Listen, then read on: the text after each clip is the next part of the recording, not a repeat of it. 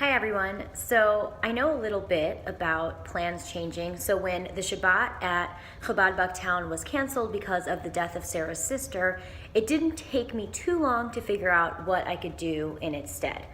So as some of you may know, the anniversary of Nathan's death is Wednesday, February 7th, and in his honor, I was going to host Shabbat.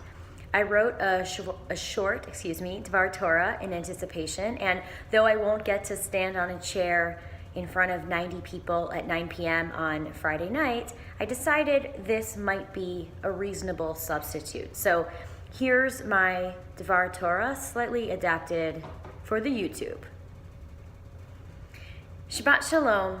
Thank you all for listening and watching, especially those of you who are watching to support me as I remember the amazing husband that I lost nearly 3 years ago. On Nathan's first yahrzeit, I decided that I wanted to create my own narrative as to how this widow label fit into my life, so I started this tradition of hosting a Shabbat. Years later, I still find myself yearning for more meaning, not only to enrich my own life and hopefully the lives of others, but also to fill the voids that I feel, especially when I come home to an empty apartment, or when I'm scouring my friend lists in the hopes that I'll find someone who wants to take a trip with me, or when I go to dinner with the family I married into and wish the reservation was for just one more, or really two more since we were talking about starting a family just months before he died. One way that I find meaning is through living a Jewish life. I know that if you ask two Jews what being Jewish means, you'll probably get 4 answers, but for this Shabbat, for this week, it means that I hope I help you reach your words of Torah quota for the week. So the Torah portion that we read this week is called Yitro, and it's named after Moses' father-in-law. And here are the cliff notes of the Torah portion. Moses tells Yitro about the Exodus, and Yitro exclaims that our God is the greatest God. Yitro sees that Moses is taking on too much responsibility listening to the disputes of the Israelites and suggests that he delegate as to not burn himself out. And we hear the 10 commandments. I am the Lord your God. You have no other gods besides me. Thou shalt not kill. Thou shalt not commit adultery. And there are a few more that you can look up if you're so inclined.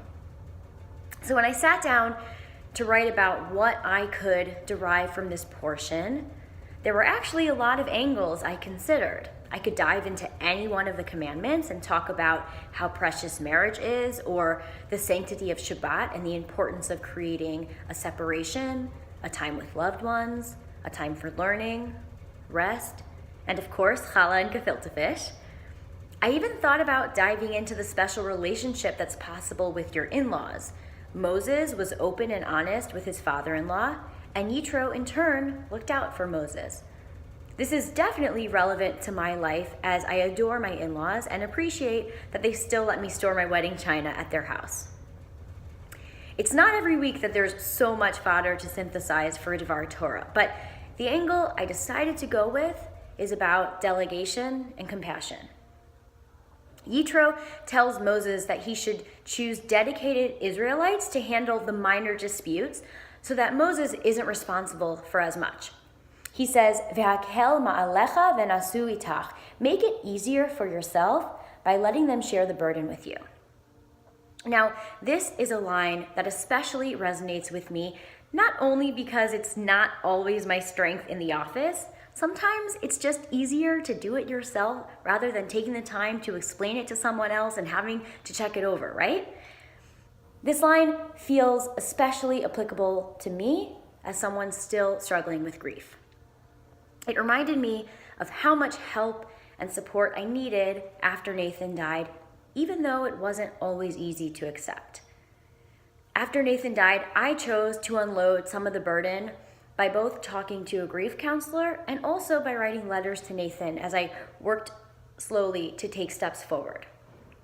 Sure, there's a difference between sharing the burden of too much work and sharing the burden of too much trauma or stress, but I think it's possible that putting too much on yourself or not cutting yourself enough slack can have the same effect. You can grow tired, burn out, and even crumble. So if you leave here from this YouTube video with nothing else, no memory of any of the commandments that we hear in this week's Torah portion, my hope is that you leave remembering to be kind to yourself, to take care of yourself, to lean on your support network, to share your burdens in the hopes that you'll find resolution, inner peace, and or maybe a connection that will contribute to your strength going forward. I'm really thankful for being able to unload some of my emotional burden onto dozens of wonderful, patient people, some of whom I imagine are even watching.